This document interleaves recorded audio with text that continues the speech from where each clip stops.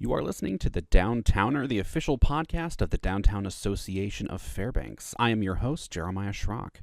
Today's episode is brought to you by Arctic Travelers, providing Fairbanks' visitors with local native-made art, carvings, baskets, and collectibles, as well as a large variety of jewelry, children's items, stuffed animals, t-shirts, and more.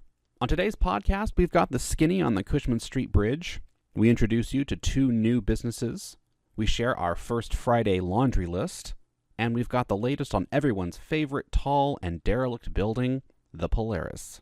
We've got that and way too much more coming up next on The Downtowner.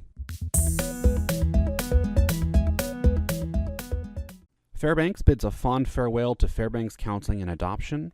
The local nonprofit will be shutting its doors after almost 40 years of providing counseling and adoption services to the Fairbanks area. The organization also ran SOAP, the Street Outreach and Advocacy Program, a well-known program that helped at-risk children. FCA is closing as it says it has seen a continuing and consistent reduction in its financial resources. The organization will officially close on June 30th.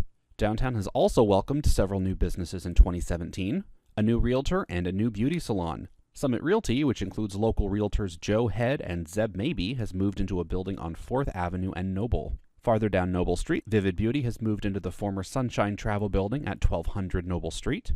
You can find both Summit Realty and Vivid Beauty on Facebook. The Ice Museum on 2nd Avenue is currently closed for maintenance. They're slated to reopen sometime this year. Tuesday tastings are back at Lavelle's Bistro.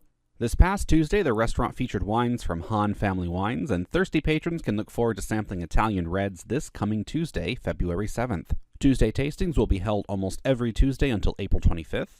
Whether you're a fine beverage newbie or a die-hard aficionado, you can look forward to a wide range of tastings this year, featuring a wine and pie tasting, a Unibrew beer dinner, a cider tasting, and a Midnight Sun brewery beer tasting. Delicious.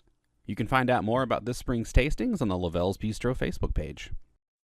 Here's news from the rumor mill. The owner of the small red building on 4th Avenue, adjacent to the Nerlin building, where our offices are located, appears to be in the process of being gutted. The building was slated to be the home of a local nonprofit, but has since been snapped up by a local energy firm. We'll tell you more when we know more. Let's talk infrastructure. The Fairbanks Metropolitan Area Transportation System, FMATS for short, recommended rehabilitating the Cushman Street Bridge rather than reconstructing it. This, according to an Alaska Department of Transportation memo, the rehabilitation of Cushman Street Bridge would cost an estimated $2.6 million. The memo's estimate includes rising construction costs, which peg the cost of constructing a new bridge at $4.7 million. The Cushman Street Bridge rehabilitation project will likely start sometime in 2020 or 2021. Environmental Protection Agency funding for an assessment of the Polaris building will not be impacted by a grant freeze begun by the Trump administration. That means the city of Fairbanks will be able to undertake a $200,000 assessment of the building to determine contamination levels and hazards within the building. Earlier this week, we sat down with Denise Cam, club manager at the Fairbanks Curling Club. They have an incredibly full month and curling season ahead of them. Expect a full interview with Denise next week here on The Downtowner. Until then, find them on Facebook and keep up with all the fun curling and community-focused events that they're planning. Downtown has a bevy of First Fridays you can look forward to this week. There will be shows at Venue, If Only, the Fairbanks Community Museum, Fairbanks Rings and Things, Woven Silver, Well Street Art Company, the Morris Thompson Cultural and Visitor Center, S Salon,